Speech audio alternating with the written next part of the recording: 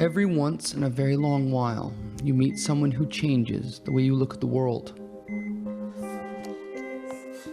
For me, one of those people is 14-year-old Zack Lamb. He has Tourette Syndrome, one of the most severe cases in America. Zack's life defies description, and his will to live is simply staggering.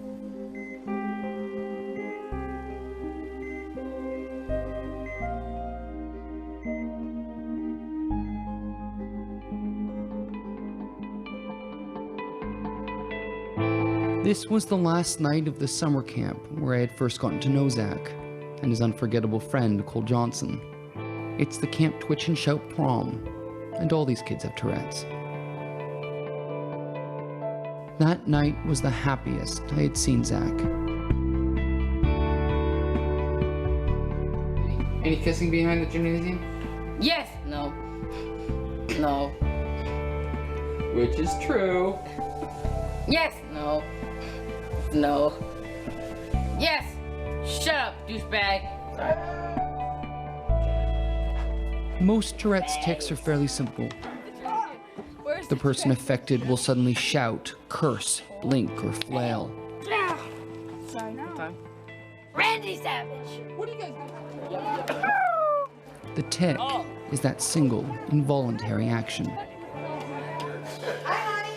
But Zack's tics are complicated. Okay, cool. One of Zack's tics paralyzes him completely, and sometimes for weeks. Another tic compels him to hit his family, while he watches powerlessly from inside himself. This violent tic is a monster that's come to live in his body. I feel terrible when I hurt them. I feel like, why am I doing this? I'm like, I feel terrible. Have you been hurting them today, do you think? Yeah. Yeah, it's hard, right? Because it's not your fault. 'Cause you're the one doing it, but you're not the one doing it. I black out, pretty much. Are you watching yourself hit your mom? Or do you realize afterwards, oh goodness, I just hit my mom? Sometimes both. Like, it makes, sometimes I notice I'm doing it, sometimes I don't notice I do it. Right. Like, sometimes I do, I'm like, oh crap, look what I just done. If Zack sounds drugged, that's because he is. He's taken everything that one could take to try to bring his body back under his control. It's like so many pills. I wish you didn't have to have them, but it's like, hope it works. Okay. These days, his life is more like a waking coma than a childhood. I'm tired. You're kind of willing to get kind of drugged up so that you feel I'd safer. rather feel drugged up than take so much and hurt my family. That sucks. Does it make you sleepy or just dopey? Both. Katie and Zack's relationship doesn't seem to have suffered much. We've gotten way closer the past couple months, just with everything that's been happening with our family lives. I think it was last week, he was ticking really bad downstairs. And I was like, come on, Zack, let's go watch a movie in my room. And he was fine, he didn't even tick at all. So, I guess, you know what you're doing? No. These days, there are few moments when Zack is not ticking. But that's when you see the sweet and charming kid peering out from under all that medication. In those moments, Zack and I goof around together. Hard. Like when we tried to launch a toy rocket on his lawn.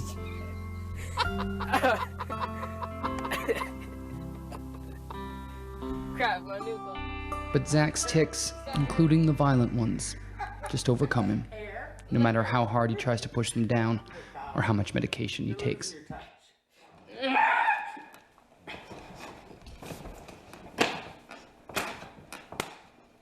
Okay, you done? I have also seen Zack's rage tics turn fearsome. Some of his tics have smashed walls and broken bones. All of that brought on by tiny neurological hiccups, repetitive little accidents in his brain. Stop! Stop. These complex tics come and go for moments or months, all of them essentially uncontrollable. Yeah, sometimes when he hits me in a certain angle, it rips the skin off. And that scar right here, when he was in a biting mode, and he actually took a chunk right out of my arm. And He bit a chunk out of your arm. yeah, he did. The hitting us is increasing, you know, it's more often. I mean, before, a couple times a day. You know, the old saying, just take life one day at a time. I wish I could. With Zack, it's like seconds. Every second is different. I mean, 1 minute we're talking, and the next minute he's hitting me so hard I drop to the floor. He hit me in the back so hard a few weeks ago that I was in bed for a day and a half. My spine just hurt. What does your family have that has allowed them to survive this? I think love, really. There's no question that Zack loves us. I mean, the moments when he's not stoned or not in the violent stage or violent tic, to hold him.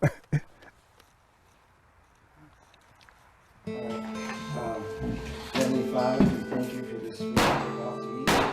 Since the violent tics began about 18 months ago, each member of the family has dealt with it in their own way.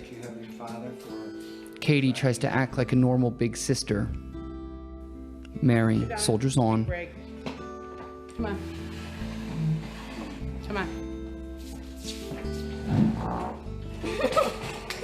He's fine. You're done. Big break. Come on. Carl takes the most of the hits, but maybe not the worst of them. Fuck you, bitch. Just leave him down there, honey. He's fine. Just leave him. He's not gonna hurt himself or anything. Yeah. Just And Zack, he tries desperately and futilely to hold it all in. And somehow he rarely loses his sense of humor about it. Wow.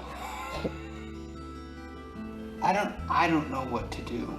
And I don't think anybody knows what to do when you have a tic like this and you just, you know, all over the place. Chuck Norris. Chuck Norris might know what to do.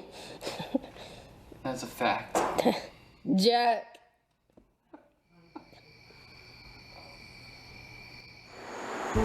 The summer of 2013 was a turning point for Zack. His tics began to escalate, and they became incessant. Till in August, he was hospitalized in nearby Chapel Hill, North Carolina.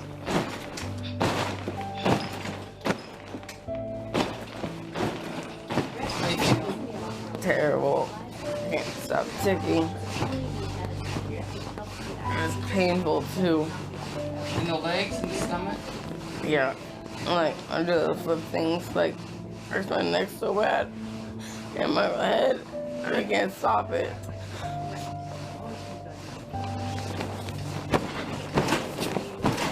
No one knew for certain what to do. Zack's condition so rare and now so severe that there simply were no treatment options. Zack. Oh, it's gonna put me upstairs. No. String jacket. I know I can't see you. Can't take me out. Nobody's gonna put you in a straitjacket. No. Nobody's gonna take you anywhere. I swear to you. No. And due to the anxiety disorder that almost always accompanies Tourette Syndrome, Zack's mind latched onto a paranoid fear that he was going to be tied down and abandoned in a psychiatric ward. Really sick kids in all the other rooms. Mom, I think what they have. We can stay with Like you. cancers and things, like super sick things. But, Okay, but you're gonna be the healthy kid. So Mary asked for the only thing she could think of, to put Zack into a medically induced coma. I want him to have a break, and I want his body to have a break, but with it comes big possibilities. I mean, how long are they going to keep him like this? And what'll happen to his mind? And if he comes out of it and he still goes back to where he was, then what do they do? Because he's just all doped up. Zack's not a big guy, but it takes a lot to put him down. I'm putting you back up to your actual They don't slack when I Finally, his eyes began to close and the weight started. The time it took for Zack to go fully under was hellish for his parents. It was the worst hour and a half that I have ever lived through with him, with anything, the worst. And because he just wasn't going to sleep with it. It just wasn't kicking in. And he was just totally tortured by it, just tortured, and like an animal. And so they're holding him down, and then he looked at me and he's like, well, you won't leave me, right? You won't leave me. And I just felt like I just wanted to hang on to him. And then the fear of, well, will they do this and they put him to sleep? Will he really wake up? You know, I mean, I know that they know what they're doing and everything, but I had that fear too. But I couldn't let on to him that I had it, and I'm like, well, of course, and I guarantee you. But deep inside, I say that, but they don't know. No one knew how long to keep Zack under, or what would happen when they woke him up.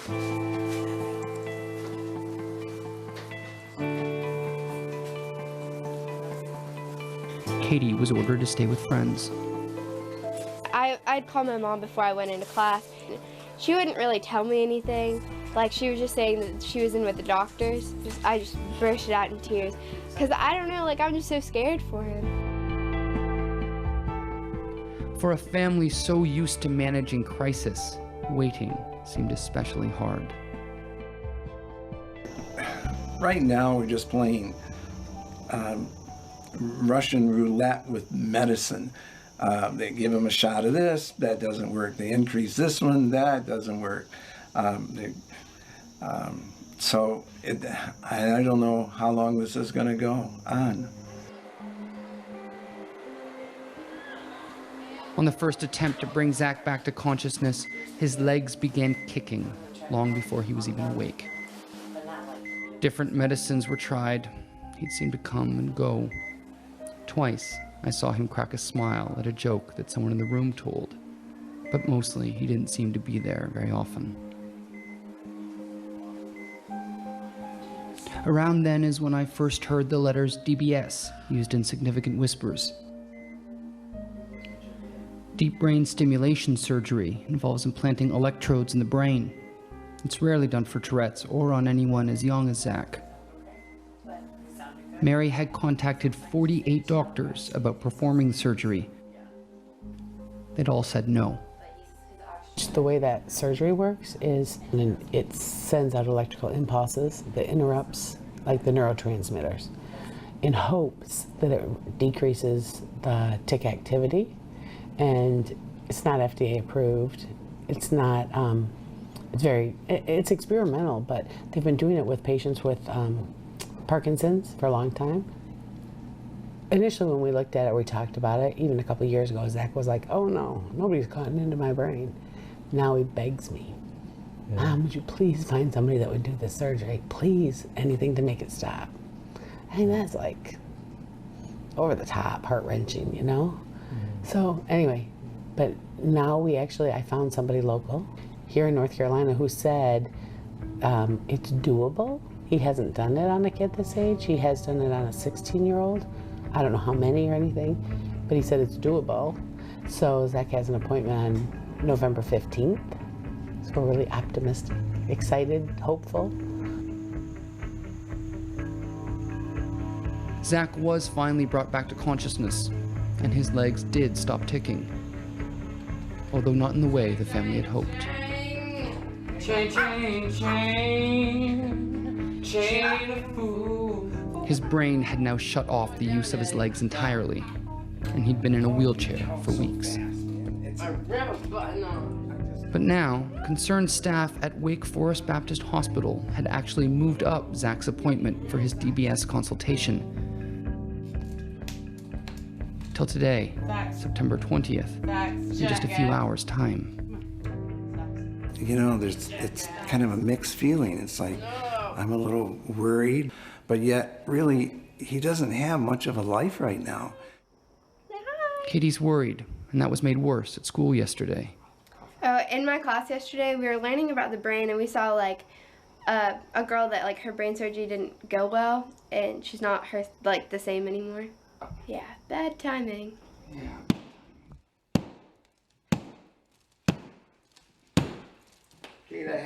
A year of this, and I'm still amazed at how casual Zack's destructiveness can be. Come on, man. Can we move you away from the wall, please?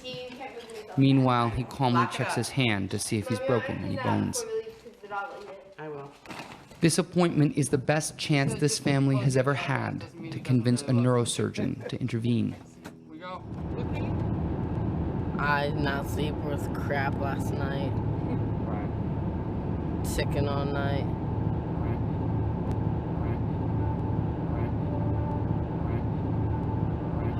That whole number issue. So that's just one thing. That is the biggest one that interferes with his life. Dr. Ishtam Haq is the consulting neurologist at Wake Forest Baptist Hospital in Greensboro. I want to get a good idea of what your tics are. We're going to run through that. But I think our time will be best served by talking about the surgery itself and what your thoughts are. He's very clear that there are real risks to the surgery, and equally clear that the benefits, if any, are unpredictable. Anything from a small reduction in symptoms to potential life-changing results. That as it grows, it would continue to pull the leads out of position also, Right. which would not be... When asked, it takes the family almost an hour to lay out Zack's full history of tics for Dr. Haq's consideration. So, at 14? Okay. And even after all that, some tics have been The left day I out. took him into the emergency room was because he was beating with his head. Okay. Any other tics No! events that I need to know about that Bacon. I don't know about yet? Affleck. Michael Jackson. Jump in the car.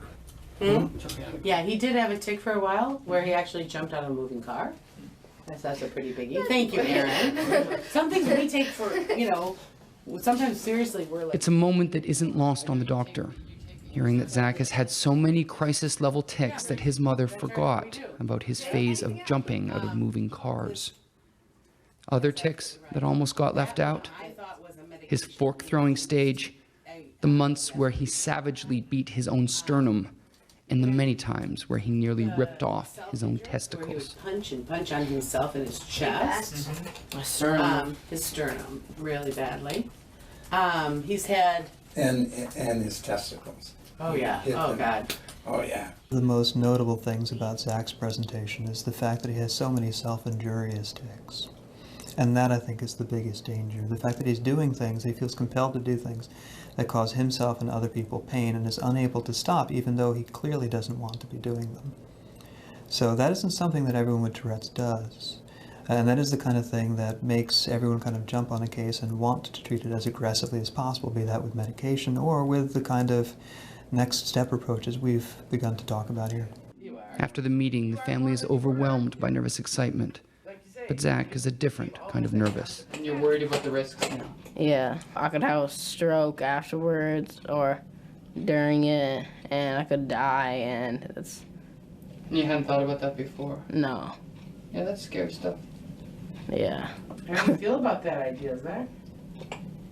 Not that great now. But see how it goes.